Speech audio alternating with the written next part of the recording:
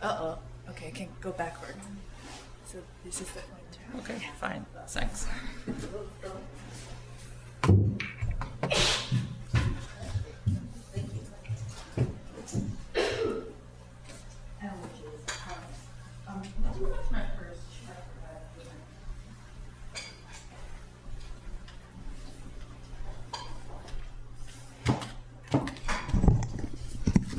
Welcome. We have twice as many people over with the food. I've told them we're starting, but anyway, I guess breakfast comes first. So I'm very pleased today to introduce Dr. Philippe Ravaud, who's here. He is the director of the Cochrane Center in France, and he's also at the Paris Descartes University, and he has an appointment at Columbia University, where he came down from New York just yesterday, so we're lucky that he's in town. He's director of a lot of different things in France, like the INSERM Research Center and the Center of Epidemiology at the Hotel Dieu in Paris, and he has wonderful offices there. Any of you who know Notre Dame and the Hotel Dieu, it's right there in the center of Paris, so it's really wonderful. But we're very interested in Dr. Ravaud's research. He has his hands in a lot of different areas we're interested in. He is associated with the Equator group that did the consort guidelines and still does consort guidelines, and other reporting standards for other types of articles, not just clinical trials. He's worked in clinical trials for many years, and especially evaluation of non-pharmacologic treatments. He's looking at development and validation of different outcome variables, and I think he'll talk about maybe some of those today, I'm not sure. And meta-analysis and network meta-analysis, as well as interpretation and communication of results. Just as way of background, Dr. Ravaud has an MD from the Pierre Marie Curie University in Paris, and also he has an MSc in epidemiology and a PhD in epidemiology. So he has it all, and a great background for us. So I'm going to, without further ado, turn it over to Dr. Ravaud. Thank you. And be careful that step. Thank you, Tadi, for your kind invitation. I am delighted to be here and to give this talk. It's quite challenging for me, not only for the English, but also because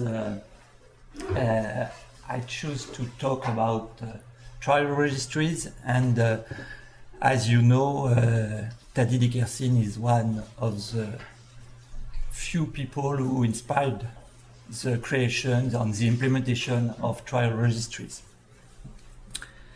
Okay. Here is the outline of my talk. I will speak very briefly about the history of registries, and I will discuss why I think it's a gold mine for researchers. I will discuss for whom it's a gold mine, and I will also discuss how to improve trial registries. First, I begin with a seminal paper published in the JAMA in 1990. By Pierre Dickerson. The most effective measure to prevent publication bias is the registration of all trials, perhaps all research studies undertaken. Also, prospective trial registration is a considerable task. It is a logical imperative for the electronic age in which we live. Prevention, not cure, is the direction in which we should move.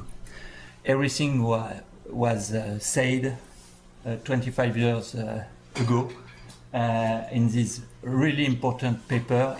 This paper was really important mainly for publication bias, because it's the first paper on publication, the most important paper on publication bias. Okay. In the JAMA again in 2003 by Tadi Dickerson and Drummond Rennie, who was the deputy editor of the JAMA. All stakeholders, investigators, research organizations and institutions, journal editors, lawmakers, consumers and others must act now together and in their own domains to ensure comprehensive registration of clinical trials. And this was really difficult to think that 10 years later we will have registries.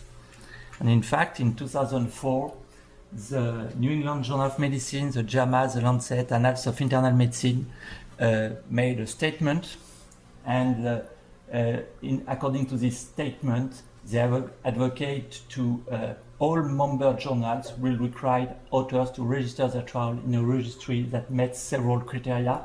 The registry must be accessible to the public at no charge. It must be open to all prospective registrants and managed by a not-for-profit organization. There must be a mechanism to ensure the validity of the registration data, and the registry should be electronically searchable. And for them, an acceptable registry must include at minimum the following information: a unique identifying number, it's a crucial point, a statement of the intervention studied, the primary and secondary outcome measures, eligibility criteria, key trial dates, target number of subjects, the funding source, and the contact information for the principal investigator. And at this time, we could see that this statement had a huge impact on the number of trials registered. Before this statement, there was a very small number of trials registered, and after this statement, there is a huge improvement of the number of trials registered. And now we have a platform from the WHO with 16 different registries from different countries, a Brazilian one, a European one, a Korean one, one from India, one from Iran, one from China, and one a Thai registry, and there is now 16 registries. Another very important point was the FDA Amendment Act in 2007. According to this US federal law, registration on results reporting at clinicaltrial.gov was mandatory, and it was mandatory for applicable trials that were phase 2 to 4 interventional control trial registered after the enactment of the Food and Drug Administration Amendment Act, involving drugs, biological agents or devices, regardless of sponsorship, and involving at least one US site. And studies, more interesting, study sponsors or PI are required to report summary results information, whether the results are published or not, within 1 year of completing data collection for the pre-specified primary outcome. And the law requires for each arm a table of the demographic and baseline data collected, a table of values for each of the primary and secondary outcome measures. And in addition, not complying with this requirement could result in civil monetary penalties up to $10,000 dollars per day. And for federally funded study, the withholding of grants funds.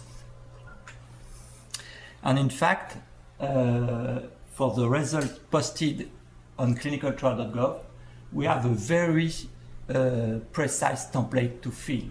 We have a very good participant flow that is very close from the consent statement. And we have a description of baseline measure, a very good description also on the outcome, with the type of outcome, the title, the description and the time frame of the outcome. And we have that for all the outcomes. Okay. Therefore, in my view, really, these registries are a gold mine, because we have an internationally agreed set of 20 items that are the same in the different registries.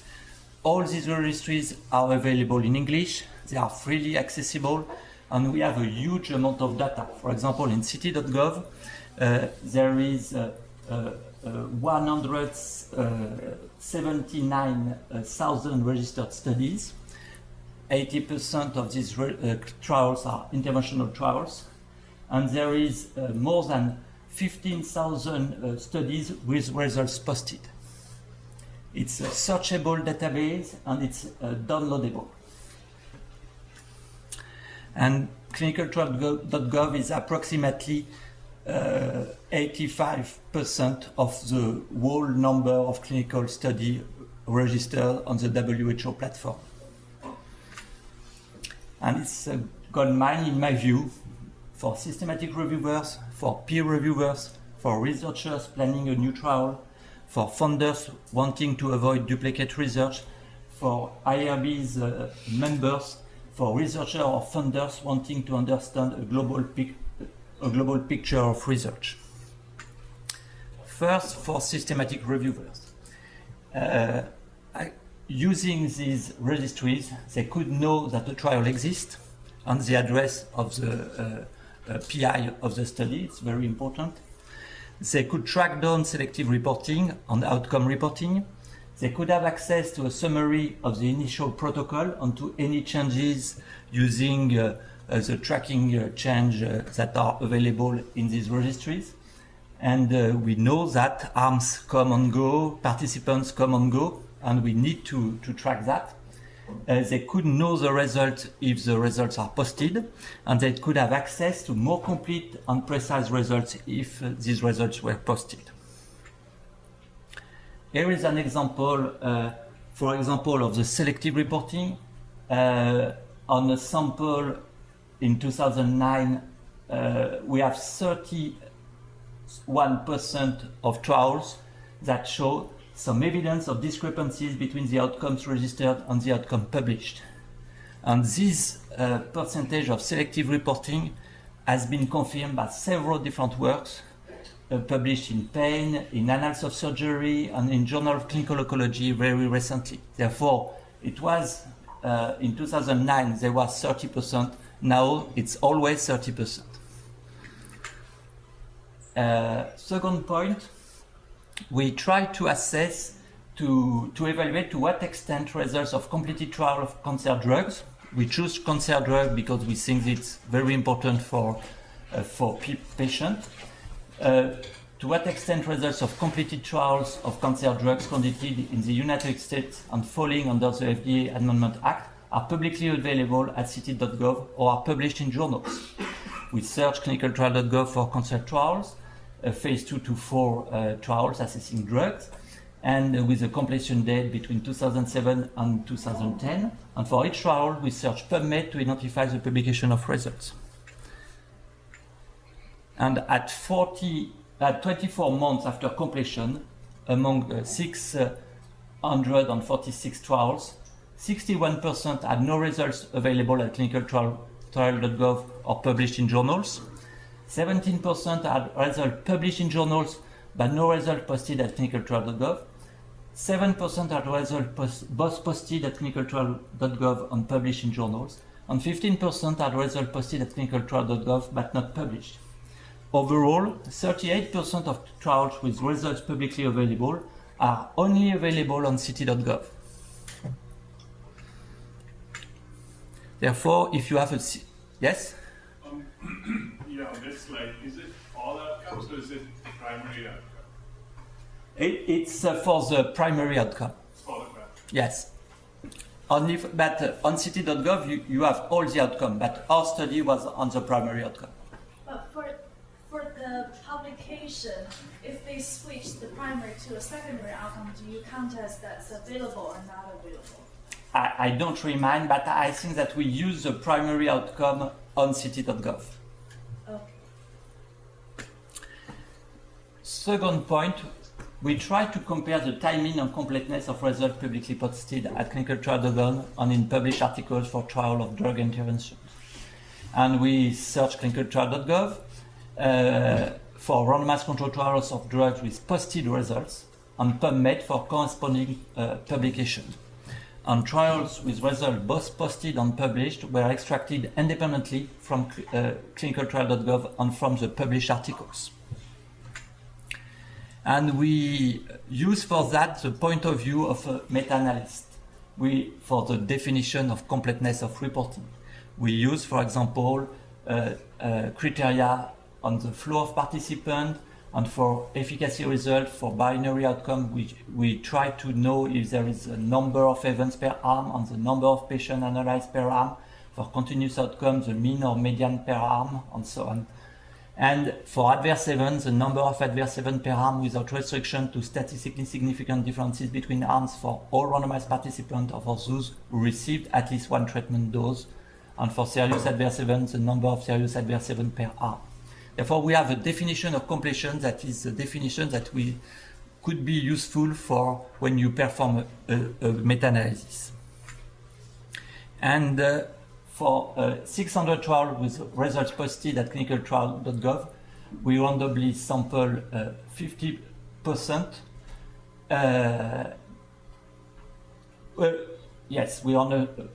We random sample 50% that had no corresponding published articles. And for trials we both posted and published results on 200 trials, the median time between primary completion date and first result publicly posted was 19 months for clinicaltrial.gov and was 21 months for journal publication. It was approximately the same. But the main difference was that the results are more complete at ct.gov than in the published articles. For all domains, we have more results available on ct.gov. For example, for the flow of participant, it was better on ct.gov than on the published article. For the efficacy results, it was a little bit better, but for adverse event and serious adverse event, there was a huge difference between the completeness of ct.gov in contrast to the completeness of the published articles.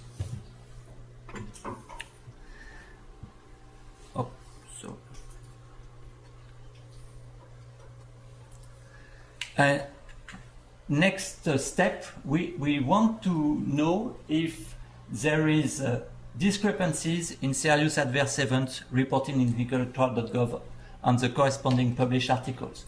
We identify all phase 3 and 4 interventional trials with at least one serious adverse event posted at clinicaltrial.gov.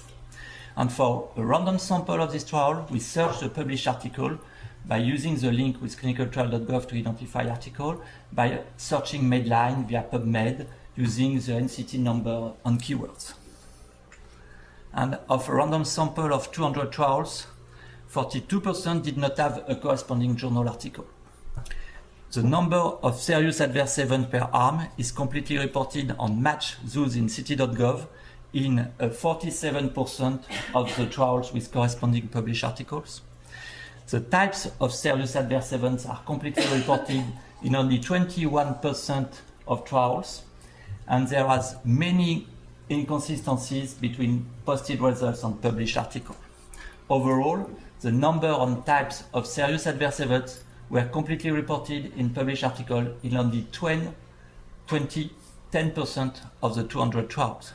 And we choose to expand this sample because the result was so incredible that we want to expand and to double the number of trials.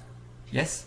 How did you define serious adverse event? Was it how you defined it in the trial? Or? Yes, it was the definition, the international definition that was used in clinicaltrial.gov.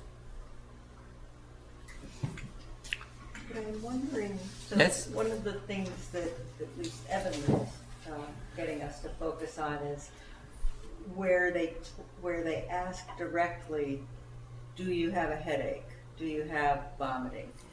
Versus the patient reports something. And so are these mainly the types of adverse events that a trial is thinking about ahead of time and writing down?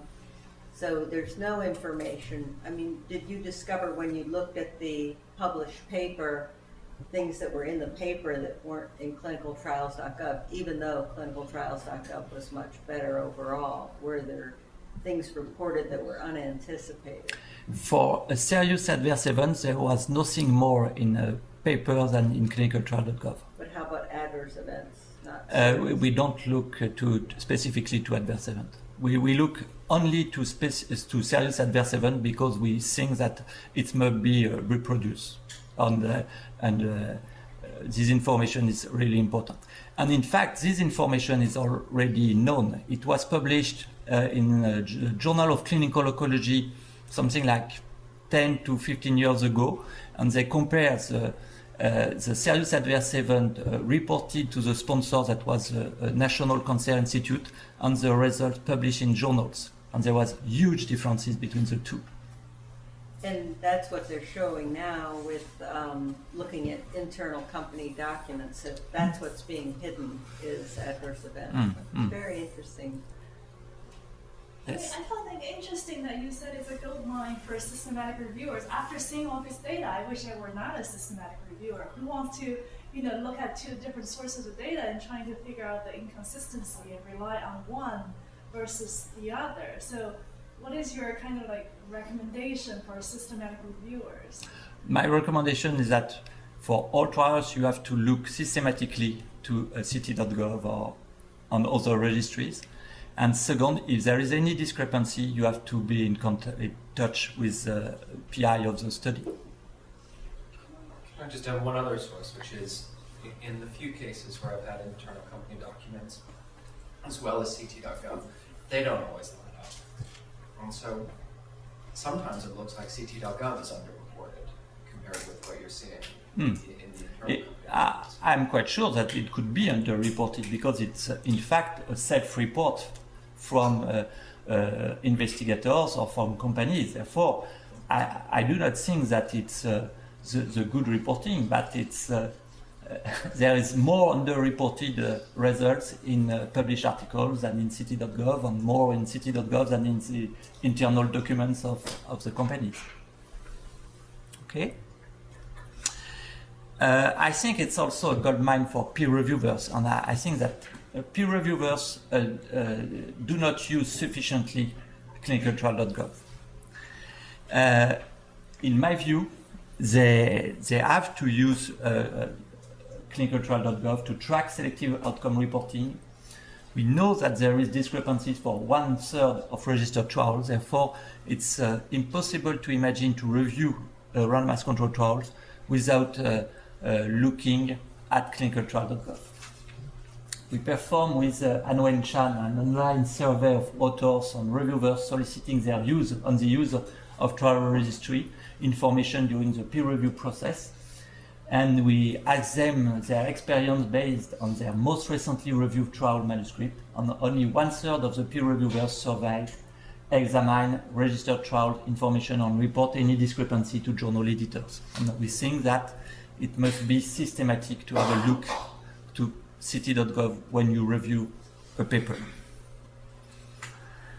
And I think it's also a gold mine for researchers planning a new trial, for funders wanting to avoid duplicate research, for IRB members, and for patient and patient association. And in fact, I have a dream to. I want to develop a powerful and easy user-friendly interface allowing rapid access to all ongoing, completed and published trials for a specific treatment or for all trials in a specific condition, and facilitating the linking of the different databases, ct.gov, the WHO platform, on PubMed or Central. And the idea is to graphically represent the network of trials, of existing trials, or of ongoing trials, to facilitate the prioritization of research and so on. And we work on the first attempt to do that using networks of trials. In fact, we use the published network meta-analysis, and we use all the data of this published network meta-analysis. And the idea is to have very easily a graphical representation of the network, of the existing network of trials for a specific condition, for example. And to have access to the different parameters, the diversity, the co-occurrence, the different comparison. For example, for this network, there is only 7, there is 28 possible comparisons between the different drugs, but there is in fact only 7 that are with trials.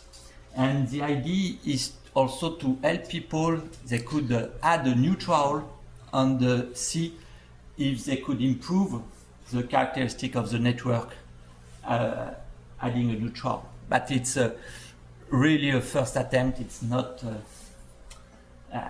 yes, it's really a work in progress. And the idea is to be able to avoid this type of network. Here is the network of the ongoing articles and published articles about biological agents in rheumatoid arthritis. In rheumatoid arthritis, we have very clear guidelines saying that if people are not sufficiently improved by methotrexate, they have to receive a biological agent.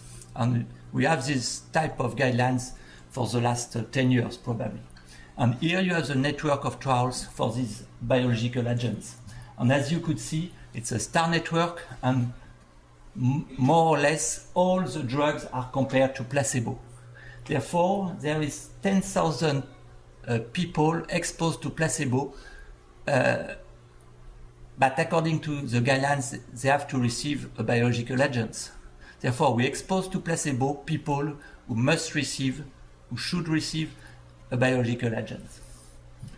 And there is very few comparison between the different biological agents, in fact.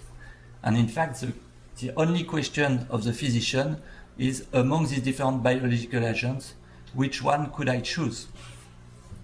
Therefore, I do not understand why ERB members accept such type of trials.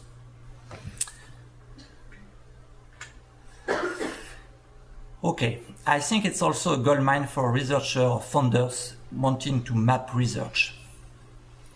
Here is a paper in Science in September 2014, and people say that the issue of knowing what research is currently undertaken, where, by whom, and which organizations are supporting it is a black hole in the public health landscape.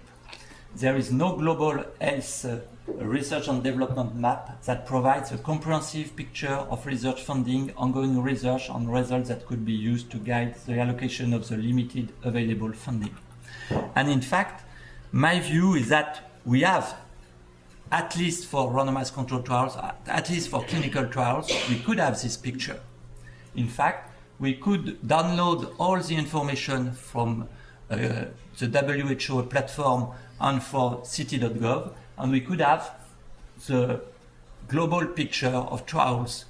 We could follow over time this global picture. This is, for example, the industry-sponsored trial between 2006 and 2012 for the different country or region of the world. And as you could see, there is the proportion of trials in Eastern Europe is slightly increasing. There is a small decrease in Western Europe and so on. You could do that very easily. Here you have the same for non-industry sponsored, and you could see that the proportion of trials performed in North America in comparison to the other country decrease over time. And you could also make more complex figure. Here it's for the industry-sponsored trials, the network of co-occurrence of trials between countries. The size of the nodes is proportional to the number of trials per million inhabitants, and the colors of the node represent the collaborative ratio of the country. In red, it's an international 100% international trials, and in blue it's 0% international trials. And as you could see, more or less the only countries for industry with trials that are performed purely in one country are United States, Japan, and for all the other countries, the industry-sponsored trials are international trials. And there is interestingly, small countries that appear very important: Estonia, Hungary, Czech Republic, because probably the trials from industry are located in these countries. And it's interesting to see the network. Just Yes? point there, at least the view over here is, it might be wrong, is that many of these countries have easier ethics review, and so that's Sure. why industry is going to those countries. They are cheaper and with Faster. Yes, cheaper, faster, but also they have patients who did not receive any treatment. And for example, for osteoporosis, they have they don't have. Yes, they could have a patient without treatment. Okay, here it's for non-industry study. And as you could see, there is interesting network. For example, the Scandinavian countries are working together, but mainly for non-industry countries is trials performed in only one country. It's a single country trial in most cases, except for some in Europe. Okay? You could have a look to the sponsorship of trials, and as you could see, for example, here,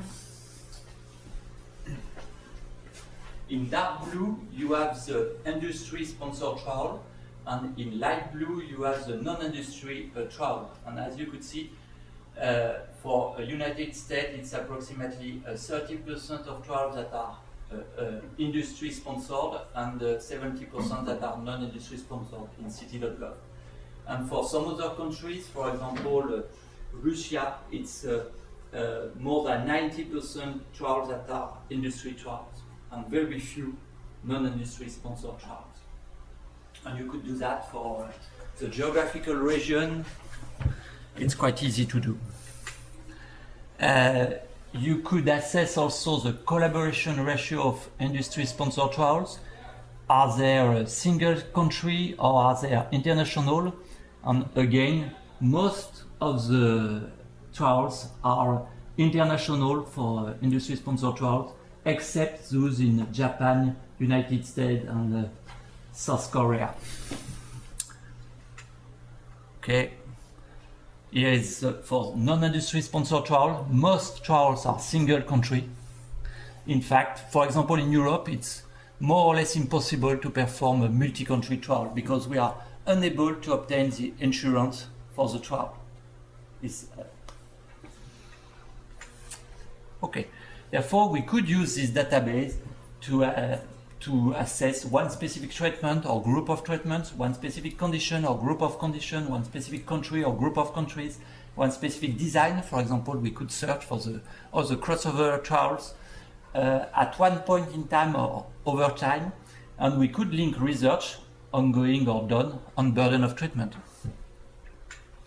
Here is an example from published in the Bulletin of the World Health Organization, and it's an attempt to link the number of trials performed and the global burden of disease. And we could see that, for example, for you, there is very few, the burden of refractive errors is important, and there is very few trials in this area, for example. In contrast, for lymphoma and multiple myeloma, there is an incredible number of trials, and according to the global burden of disease, there is quite few burden of disease for this disease. Okay, we could perhaps do better, and here we try to graphically represent the size of the country in proportion to the number of smokers. And as you could see, there is a huge number of smokers in India, China, and so on. And after that, we do the same, but with the number of trials. And the size of the country here is related to the number of trials. And as you could see, there is no more India and China, and there is a big EU and USA. And I'm not quite sure of the generalizability of trials aimed at stopping tobacco use. Could you really think that the trials performed in USA or EU could inform decision in India or China? And there is not even one trial in this country about tobacco cessation.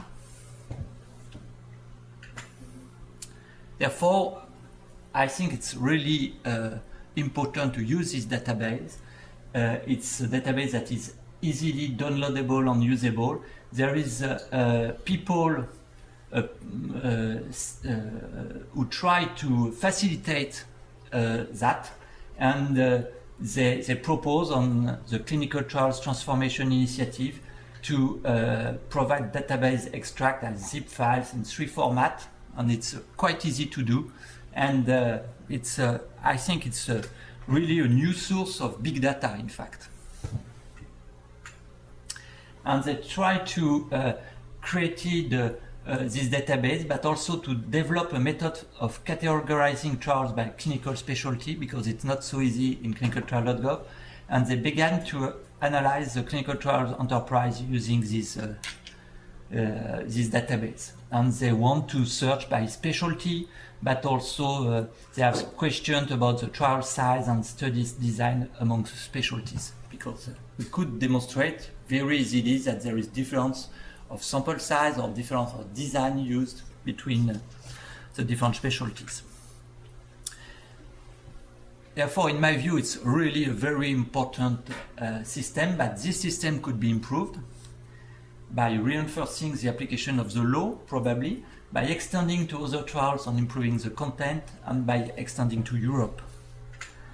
And we do a very strange trial, because approximately 75% of applicable trials do not post basic results. Therefore, we want to evaluate the impact of sending an email to responsible parties of completed trials that do not comply with the Food and Drug Administration Amendment Act, to remind them of the legal requirement to post results.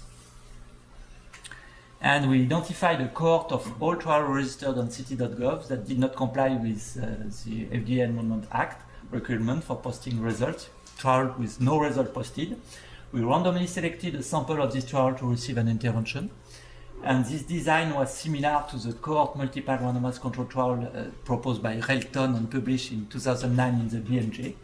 And the proportion of trials with basic result posted at 3 months was our primary outcome.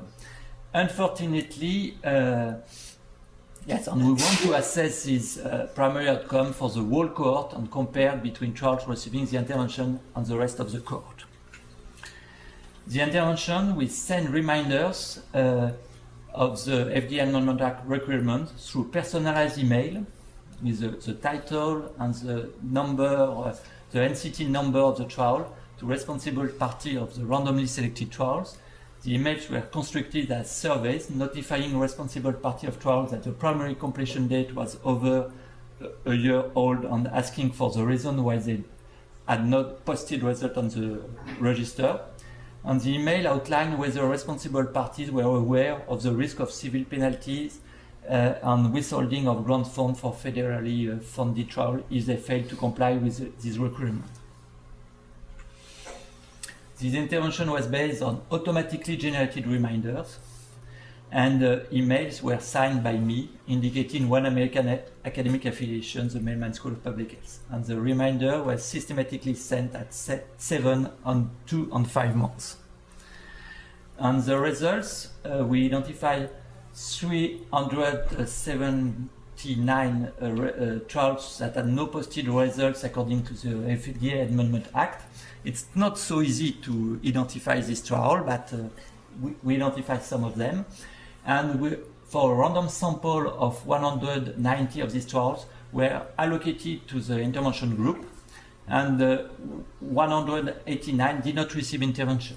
And we excluded 48 trials wrongly included because with the result first received date that was before our date of randomization. In fact, there is a delay between the first submission of trial result by responsible party and their public posting at clinicaltrial.gov, 2 to 3 months of delay. Therefore, we were not aware that the results of these trials were already posted. And here we have the results. For example, at 6 months, there is, it's not very impressive, but 12% of trials with result posted in the intervention group and 5% in the control group. Therefore, the number needed to have an additional posting is 9. If you email reminder to the responsible party of 9 applicable trials, led to results posted for 1 additional trial. And in fact, I could imagine that if the email is not sent by Philippe Ravaud, but by the FDA or by clinicaltrial.gov, perhaps we could have more impressive results. Okay. As you know, there is a new proposal and there is a huge document for an extension of the clinical trial posting of results in USA to all trials. And there is a room for discussing this proposal for 90 days. And in Europe, Europe votes for clinical trial transparency, and we will have in 2016 exactly the same law and theoretically the same results than in clinicaltrial.gov. We will require a summary of the result from all trials with an EU site, and these results must be posted on a register within 1 year after the trials end, with exactly the same template as ct.gov. At least we ask for that. But theoretically it will be exactly the same template. Therefore, in conclusion, trial registries have changed the face, in my view, of clinical research in less than 10 years. Trial registries are insufficiently exploited by all stakeholders. The future is, in my view, definitely looks bright because we will have the extension to all international trials in US and EU, and it's a large proportion of the trials in the world. And there is considerable room for improvement of the system. Better registration because, for example, the description of the outcome is incredibly good when the results are posted and incredibly bad when the trials are registered. It's quite easy to use exactly the same template initially. It's also, in my view, important to not only to have law but also to enforce the law. And in my view, posting could be improved through simple and cheap intervention. And we need better interfaces to facilitate access. And a completely different conclusion is that the successes of the formats used for the posting should make us wonder about the methods and formats used to report the results in the paper articles. And I am not sure that it's linked to the structured template used in ct.gov rather than to the narrative results section used in the journal articles. Perhaps it's also because there is some humans at clinicaltrial.gov that verify the results. But I think that the structured template is very important, and it's not. I could not imagine that journal articles have results that are less complete than ct.gov. It's not acceptable. Thank you.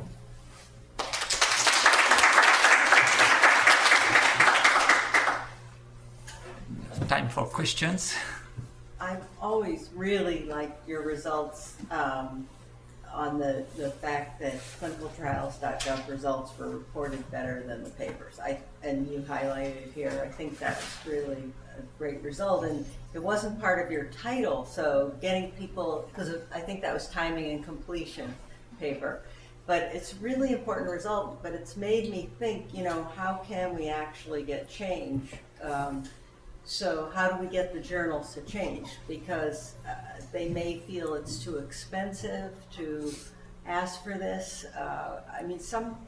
Getting change is always the hard part. We're in the business of detecting problems.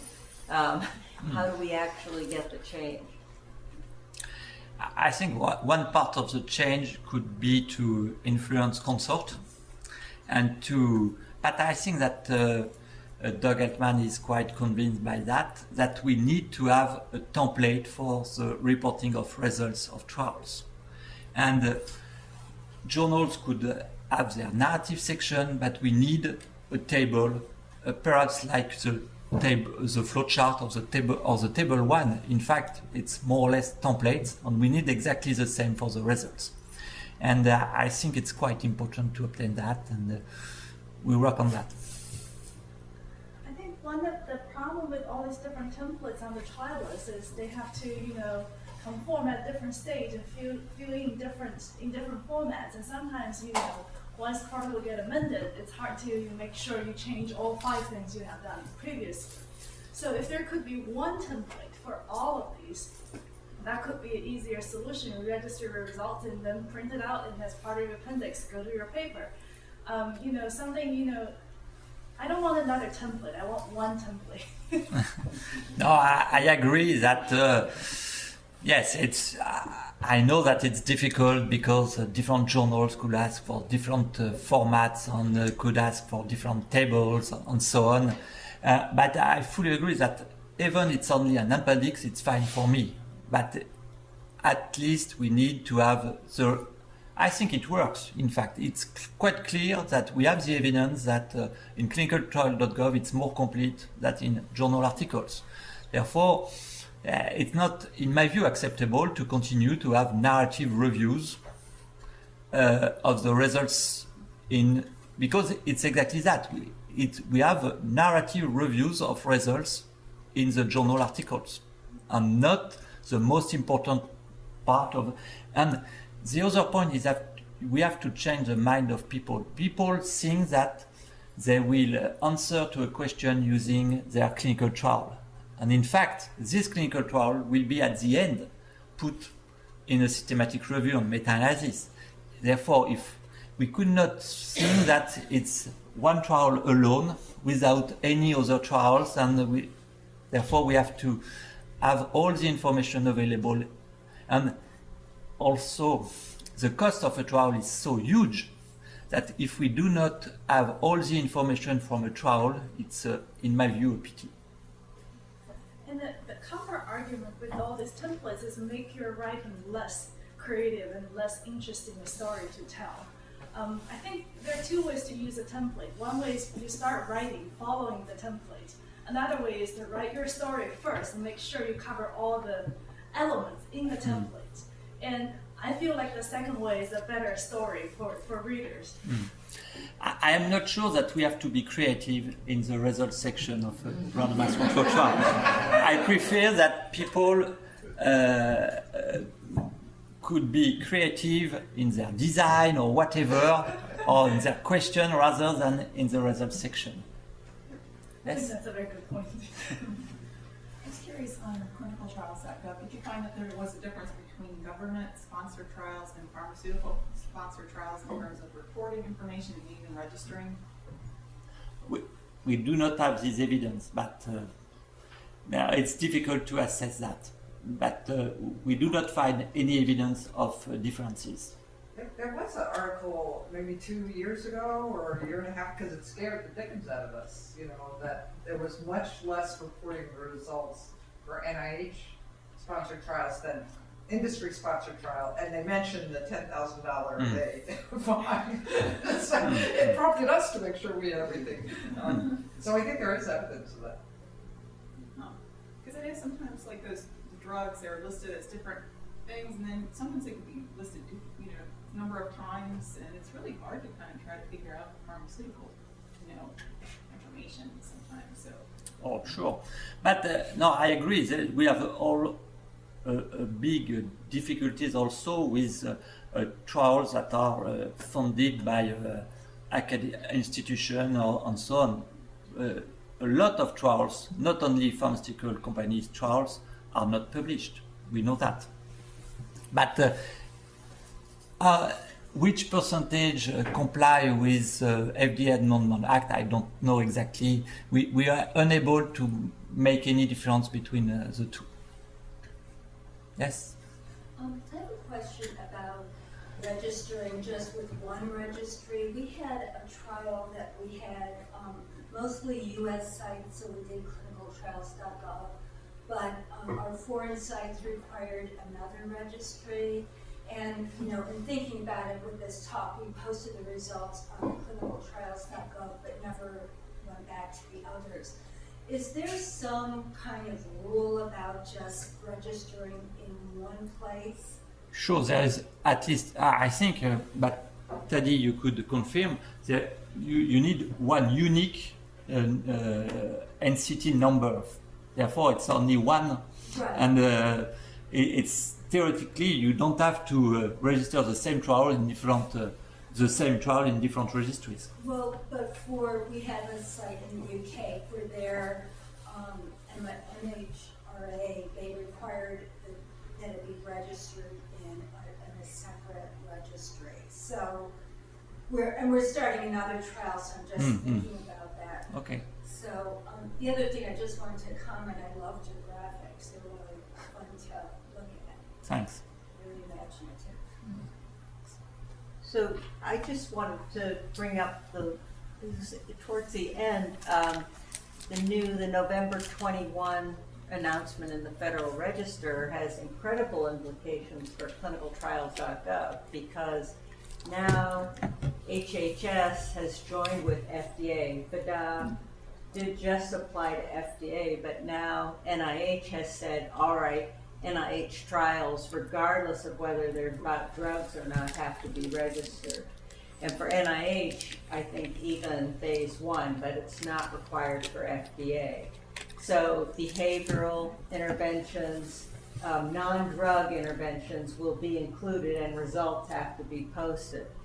The downside of what these changes mean is that protocols are specifically singled out that they don't need to be attached to the registration. And this is bad for looking at whether there's been selective outcome reporting, for example. And before it was optional. So I think that while there's some really good things in the changes they've proposed, there are also some not so good things. And there's a comment period, a 90-day comment period, and everyone who's here simply must comment on these changes. And I have a short version, that's a big long one, but I have a short version if you're interested, and we can send it out, but we must put in public comments because people here understand the importance of having information about clinical trials. It's okay, I didn't understand, it was optional before and then they're gonna make it, you can't add it They at all. don't want it, and we want it back to optional at least. It's strange because there is more and more journals asking for the protocol.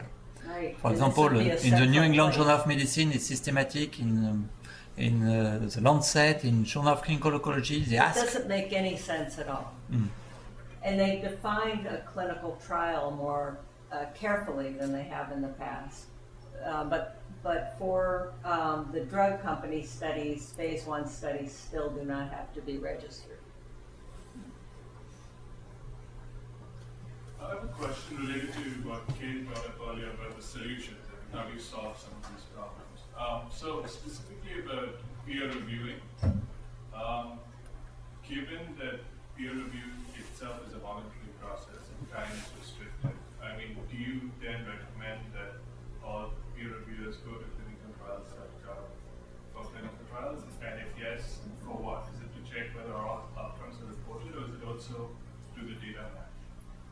Oh, for both. I think, yes, I recommend that all peer reviewers, when they review a randomized control trial, have a look to clinicaltrial.gov, and they need to have a look to the main differences for both the methods, primary outcome, but also secondary outcome, but also intervention described, the number of arms, because sometimes people only report 2 arms in a 3-arm trial, for example, and they have to have a look to the results posted.